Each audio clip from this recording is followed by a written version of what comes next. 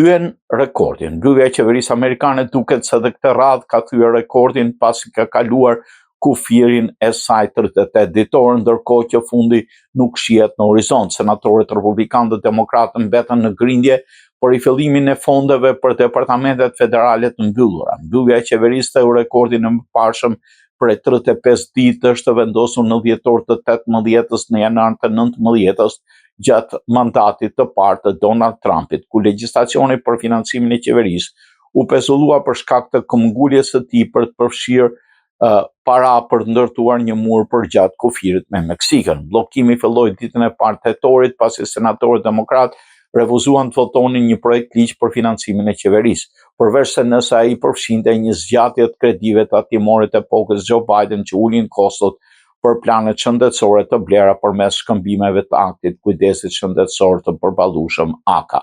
10 miliona amerikanë pritet mos jenë në gjendje të përballojnë sigurimin pas kreditë që skatojnë në fund të vitit 2025.